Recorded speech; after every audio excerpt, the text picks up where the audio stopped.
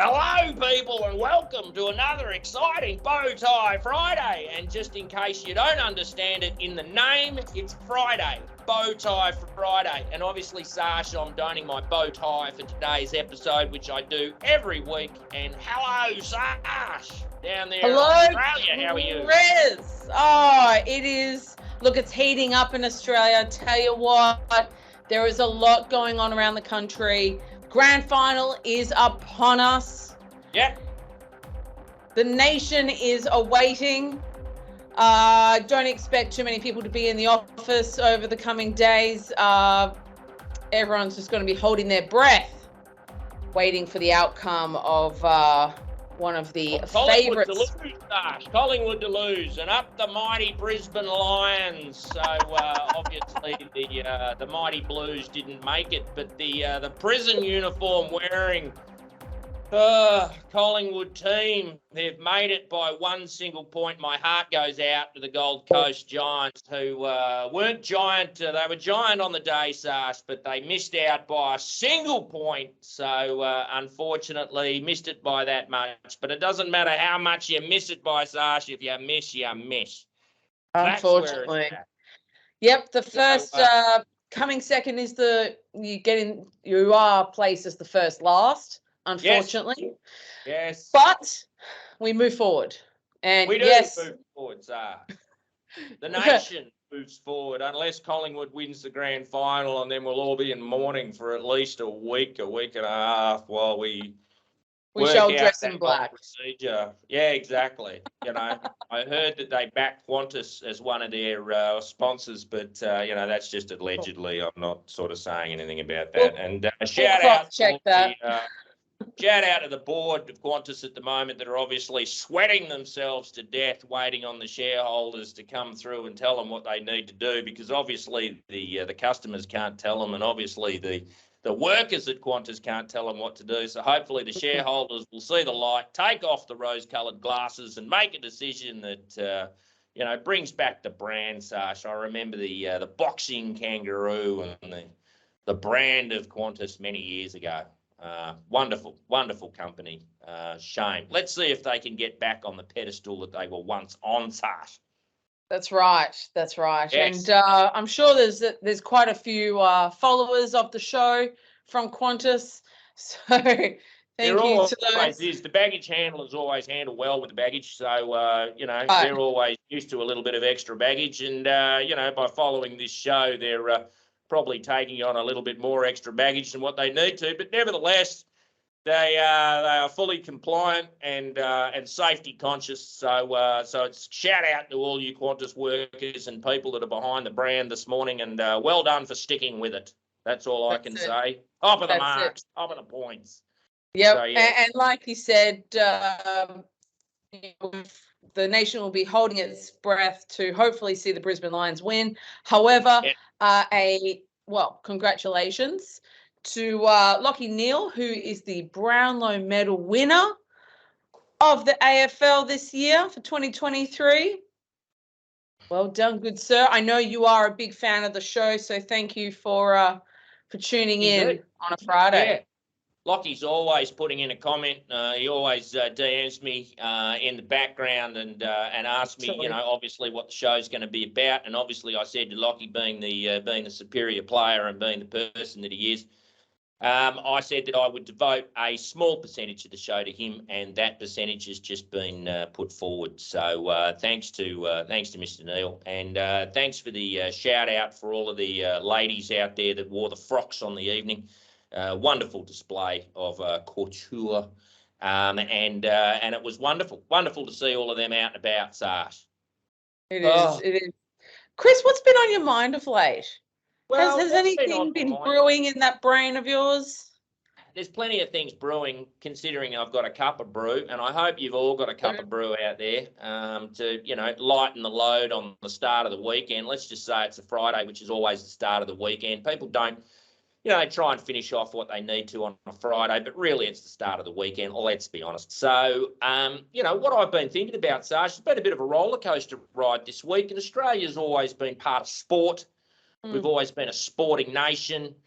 And obviously our one-day cricketers didn't do so well at the moment. Our rugby team, the Wallabies, they sort of, Fiji, went down to Fiji, went down to Wales. Shout out to all of our Welsh brothers and sisters out there. Wonderful.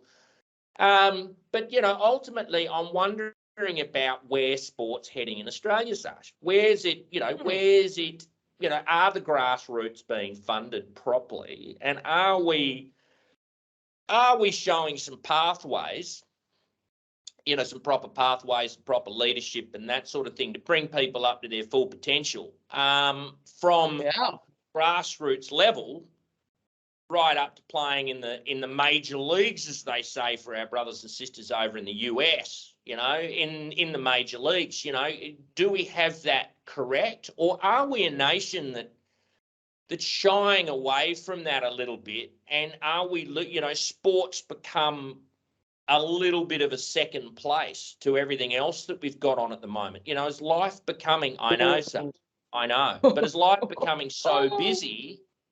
Is life becoming so busy, and is the quest for the dollars and the quest for the recognition and the quest for other areas of your life, are they taking away from the little leagues playing sport on the weekends? People still do that, granted, yes. But when you get to an age where obviously you're into business, you're into cars, you're into whatever you're into, is sport losing its appeal at that stage, at that critical stage where, guys and girls get to the point where they can choose a sport as a career?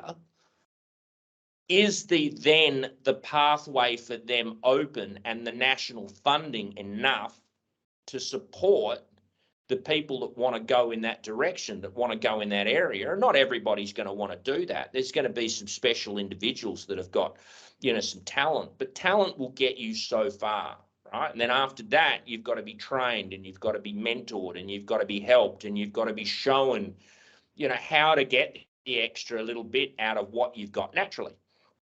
Yes. And business is no different to that. People start in business and they've gone to colleges and they've gone to schools and they've understand the basics of what they're supposed to do. But every business is individual and every business is different. So how they apply what they know into where they are is all about mentorship. It's all about people pointing out the differences with their business that they already work in.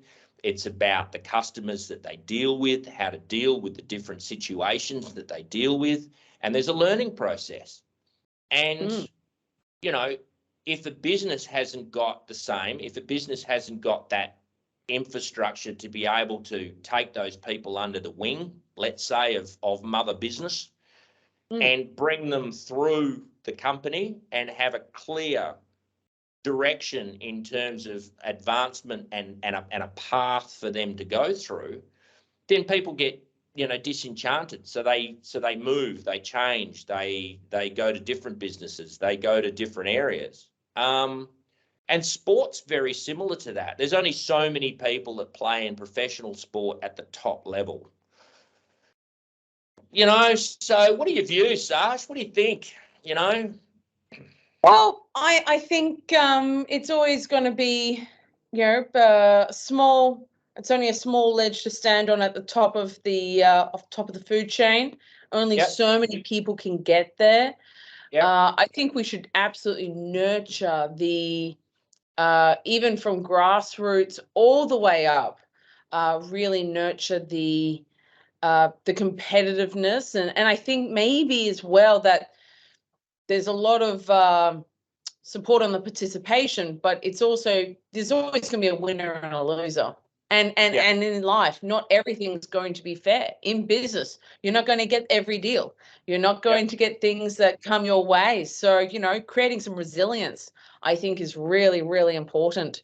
And will obviously assist anyone who wants to get to the pinnacle of their chosen field, sport or business or other. So I definitely think, really pushing and developing that resilience and making sure that maybe, that Australian toughness that we've always been known for, the Anzac troops out there in the fields. It's that's part of being Australian. Well, it is, and I think the one common thing, I mean, the term of, Australia or Spartans, I mean, it's really close, right? I mean, like apart from the loincloths and apart from the shields and all of that sort of stuff, but the bottom line was, there's not many differences basically. So what I'm saying is that we were known and still are, I believe, known for a nation of thinkers. We're known for, for a people that are resilient mentally as well as playing the sports that we play. So, we're always able, if you're playing for an 80 minutes of a game, you've got to play for the 80 minutes of a game in order to overcome what we are, because we don't collapse at 75 minutes. We don't collapse at 70 minutes. We don't do that sort of stuff. We play right up until 80 minutes of play, and that's where we're at, right? That's the length of the game. That's what we play for. And I think in life, generally we've all been able to find what I call the happy space. Right. So if things aren't going so well, what do people visualize? Maybe somebody out there can send us a message and stuff. Where's your happy place? Where do you go when the heavy hitting, when it's all hitting the fan and it's not working out quite the way that you thought it was going to work out, right? And you're getting sprayed by everything that's nasty. Where do you go to? Where's your place that you spend half an hour or half a day, or is it sitting on the beach watching a sunset? Is it perspective that you get from past things that you've had to deal with? I'd be interesting. Shout out to Mo this morning. I saw this. Shout out to you, good sir, to Mo, who's an absolute power in this field. Yes. And it'd be interesting to get some of his ideas as well on just that structure. I think as things get busier and as we have more things to deal with, more bills, more stresses, more, that really we put on ourselves more than anybody puts on us, but we generally end up putting more stress on ourselves than what we should do. And I think if I've learned anything, Sash, from being over here in Thailand for the little time that I've been over here, things happen when they happen. Like there's no, I've learned patience over here, which is something that I've never really had to learn before. What? Shout out to people out there that don't know about patience, but we'll introduce you too soon. Patience is a wonderful person. Patience is something that the difference. I heard it the other day, and I still remember it. The difference between a goal and a dream, right? So everybody dreams. Everybody says, "I'd like to have a better car. I'd like to have a better this. I'd like to have a better that." Sash, the only difference between a goal and a dream is a dream hasn't got a date on it, right? As soon as you put a date on something, as soon as you say, look, 1 year from now, 2 years from now, I'm going to get this, and you put a date on it, then it's a goal, right? Then it moves from a dream to a goal. So when people say, how do you make goals? I just say, take all your dreams that you want, write them all down and put a date to them. And that's your goals. That's what you want. Now, it doesn't mean that, I want to change the world next week. Well, that's not going to happen, right? But it doesn't mean the goal's wrong. It just means the date's wrong, right? So once you've got the goal, whether it be playing professional sport, whether it be running a CEO of a company, whether it be whatever, then break that down some more. Don't just say, I want to change the world. It's going to be next week. Let's go, right? The idea is that you then put a plan together about how you're going to get there. What are you going to need to do? So if you're going to change the world, what are some of the things that you need to do? If you're going to play professional sport, what are some of the things that you're going to need to do? You're going to have to train on a regular basis.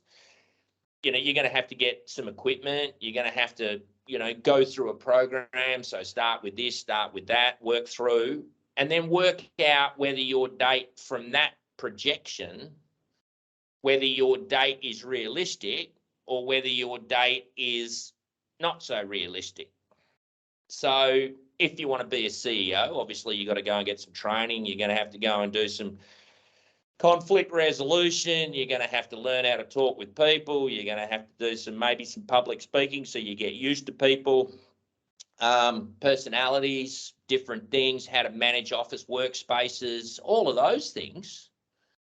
And then they become also your individual goals. So all of a sudden you got your main goal, which is basically to be CEO of a company, which is fine. And then you've actually set up all of these individual little goals and put dates on all of them to be able to work through to get to this one up here. So by the time you get to a CEO, everybody says, oh, you did that really quickly. Everything's great. How did you manage to do that? You know, whatever the stories are. But the point is nobody sees the back catalogue. Nobody sees what you've achieved because you've been quietly going about your business. You know, BP, the quiet achiever. Shout out to everybody at BP this morning. Wonderful. Fossil fuel company. Love them dearly. And, you know, I'm a sucker for a fossil fuel, Sash, you know that. I know.